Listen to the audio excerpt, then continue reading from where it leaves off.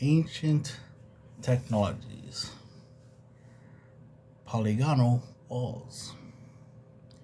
Why are these walls in this odd weird shape when they could be in blocks, right? Uniform shaped, so that would be easier to build. So why would you build in such a way that looks very time consuming and complicated?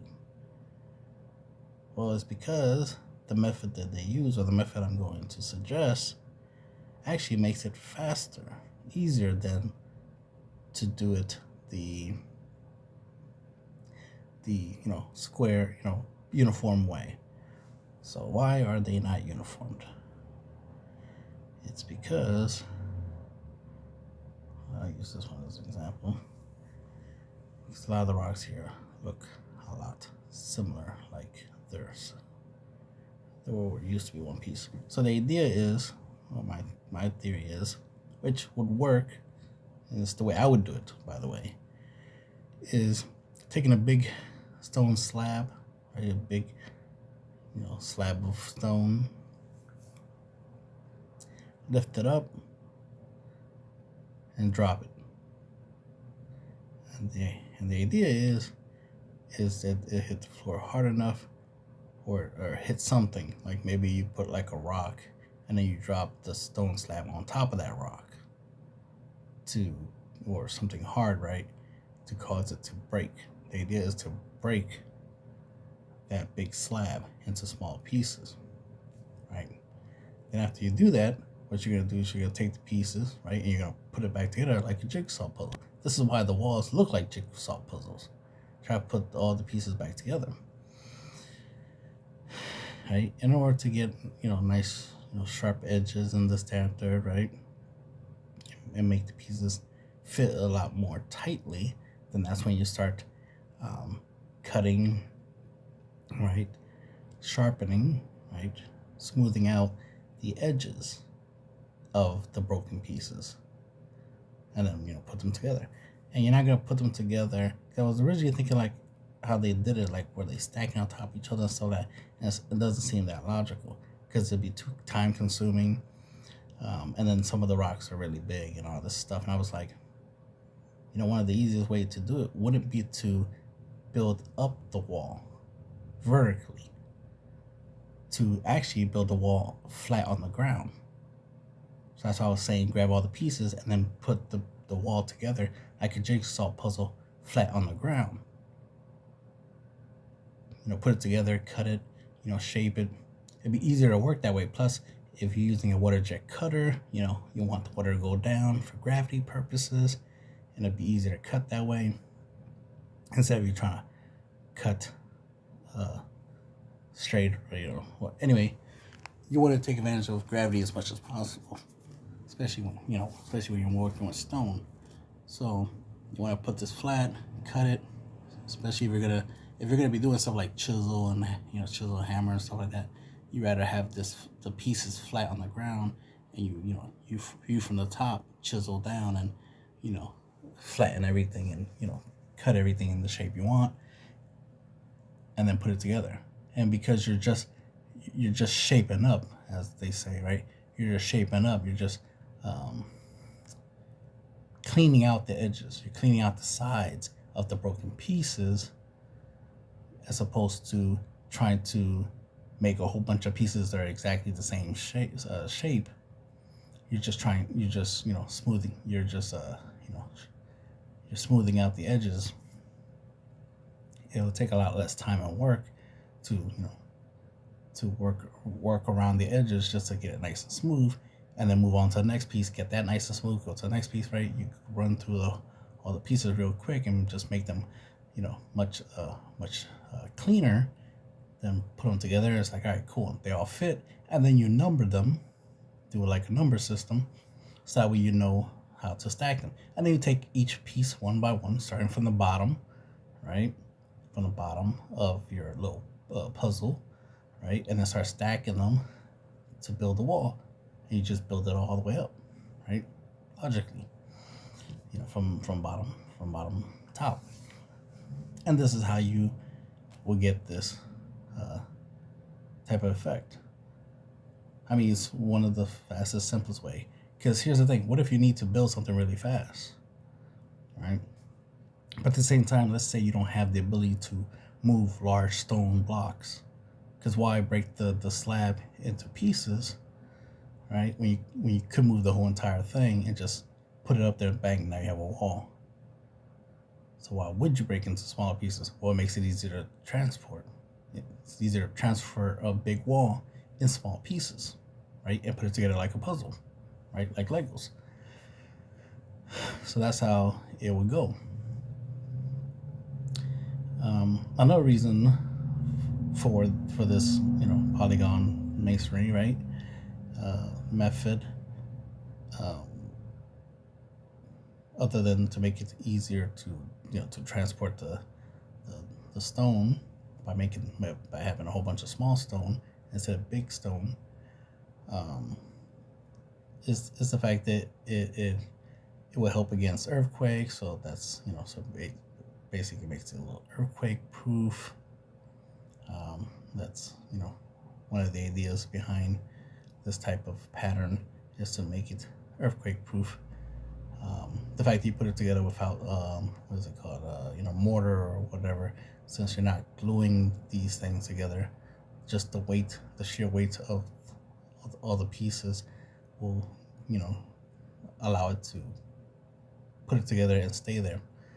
Another thing is, like I said, with the number system, you can, if you need to, right, you can number them all over again with like chalk or something, right, and then take the whole wall apart piece by piece, transport all the pieces to a different location, and rebuild the wall there.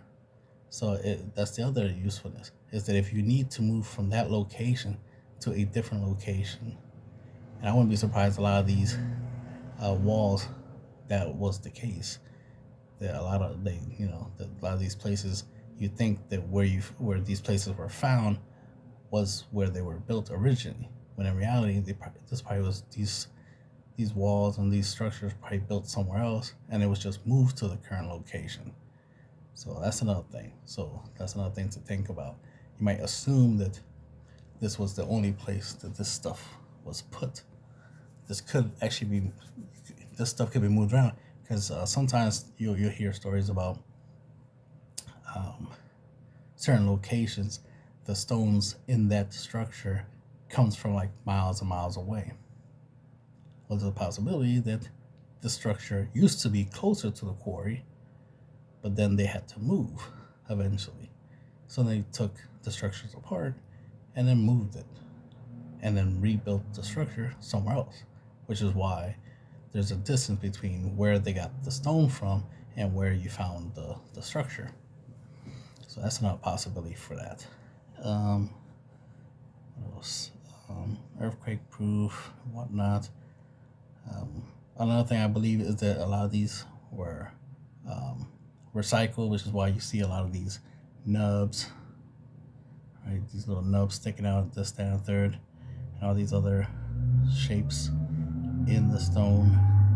How these stones don't look like they were, only the edges are cleaned up, but the surface, like the face of it, right, is still jacked up. It's still the way it was when it was used. And if you look really closely, you see certain markings, like stone was cut from it. So to me, and I've seen a lot of quarries, I recognize a lot of these markings, and it's like, well, that's what happened. Somebody went to a quarry and it's like, all right, we need a big slab, and they cut a big slab out of the quarry, and there's already all these marks from all the stone that was taken from that big slab before. So that's when they broke it, shaped it up, put it together. That's why you get all these weird shapes, because why would somebody deliberately have these little random nubs and these little imperfections of shapes and stuff popping out of the surface of these stones, on purpose? It doesn't look nice, right? It doesn't look clean. And to me, the reason why is because these are recycled materials. As in, like, they were in a hurry to build something, and this is the fastest way to do it. That's supposed to take them forever to make it all nice and perfect and make everything, uniform and flush. Like, this over here, you can see certain markings there, like scoop marks. You wouldn't deliberately scoop the stone and then put it into a wall.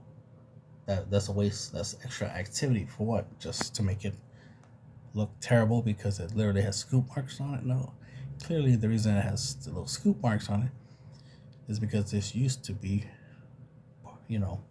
obviously this was part of the floor, the wall, whatever, of a quarry, and these are the scoop marks that are left on the wall from, cutting, cutting, stone off of it, when you're quarrying, and then they just like, all right, let's cut a big giant slab, break it, and then move the pieces, and then do this. Another thing is that, like I said, when I was saying recycling, it's the fact that the quarry that these stones were found from were quarries that were used by other people, not the same people who built this, right? So they're not the ones who cut at that quarry and then cut these blocks out in order to, big slab, and then break it and do all the stuff I said to make these walls. Those quarries were already used before them, before that civilization. Then they came in and it's like, all right, well, we need to build some stuff. We need to build a wall. And they used this method. And they was like, all right, let's cut a big slab of rock, because it's easier to cut a big giant slab, with the wedge system, concept, and just break a big piece. Like, it's kind of like cutting a slice of bread, right? Just thin slice of bread, or a thick slice of bread, and just break it out. And then all you have to do is just break into small pieces, like a puzzle, and then start, assembling it, making it look, decent, making it fit. Is the most important part. It doesn't have to look pretty; it just has to fit. And then after that, transport it, build it, and then just go from there.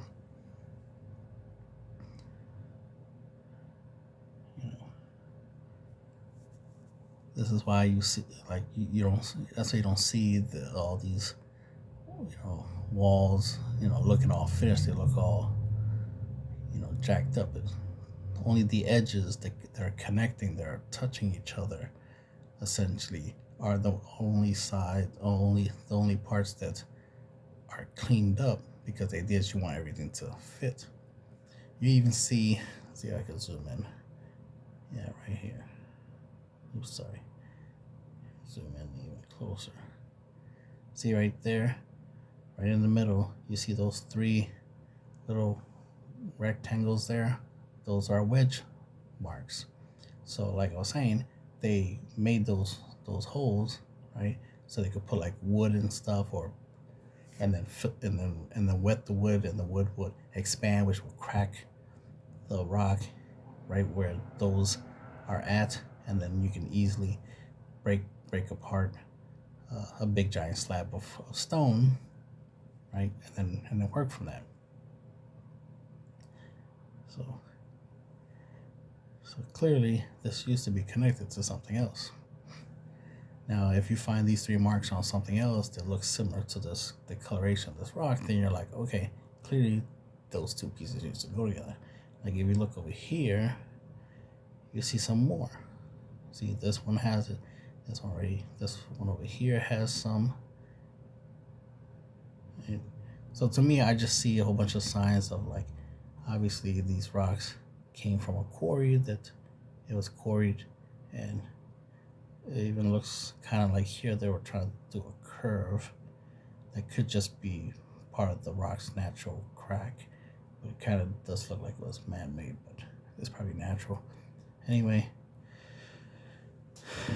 you see those obvious markings of somebody putting effort to just break the rocks. It would be simple to just do that chisel method and then just break the rocks into big pieces, and all I have to do is just find a way to slam the rock until it breaks into smaller pieces, right?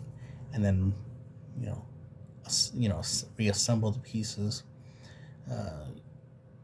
carve cut, chisel, whatever you want to use to sharpen, to make the edges more uniform, much better, much straighter, I should say, and then put all the pieces together so that they all fit. And then, like I said, on the floor, and then start stacking them up and make a wall afterwards, which is a better explanation than what other people say. Their explanations, makes it sound way more complicated, way more work. My way makes it faster, which justifies why they use this method, because this method is faster. This is a easier, lazier way of building. It might seem more, tedious, more time-consuming, more complicated. It might seem like it requires a 500 IQ level in order to build these, but it's like, no, just took some big rocks, broke them into small pieces, put it together like a jigsaw puzzle, make sure everything fits, and then start stacking it and making a wall like you're building something out of Legos. Well, that's all it is. Sounds so much simpler that way, right? So much easier the way I say it than whatever the archaeologists or the professionals would say. Because this is what I would do if I want to build a wall, and I want to do it the easy way, not the big hard way with big giant rock, stone slabs, or make a whole bunch of perfectly shaped blocks and then stack them, which would take a lot of time and effort. It's like, I don't want to waste that much of my life just to build a freaking wall. So this is how I would do it, the lazy way. Let's see what else they got out here. Interesting enough, there's another method that I saw that was like, ooh, I like that method. It was I don't remember what the name is. See, something like this. I think, no, that's not it. There's a certain structure. I thought I'll find it, but there's a certain structure where it's like they found some stuff that just the same exact shape as like hexagonal pillars that naturally grows as hexagon pillars, and then they just take it and just stack it like logs and kind of make a log cabin wall. It's like, oh, that is the super easiest. Find stuff that's all in the exact same shape and then just start stacking them, and boom, instantly you make a wall. You don't need to carve, you don't need to break or anything. So I like that mode of this building. It doesn't look as pretty. Like this looks, nicer. Like it looks cool. It looks artistic, but this was done because it was one of the fastest, easiest way. Especially if you're trying to make a fort to protect your people from other people who might want to kill your tribe or whatever. You might want to create a quick fort, and this is one of the fastest way you can make a nice quick fort, is taking a whole bunch of slabs of rocks, breaking them into smaller pieces, and do the whole puzzle thing, like I said, and then stack them, and boom, now you have these nice walls. So of course this didn't take that long when you use my method. Some people will try to make it seem like, oh, this took decades, took hundreds of years to build this structure. It's like, nope, took less than a year. Right? Probably took weeks for or even less than that for each part of this. And I don't think I have much else to say. I just want to explain how simple this was and why it looks the way it does. It looks the way it does because it is the fastest way of doing it. Just break the rocks into small pieces, shape the edges, the outside, to make it nicer, so that way they fit against each other flat. That's all you're doing, is just flattening the edges, so that all these puzzle pieces can come together. That's the end of the video.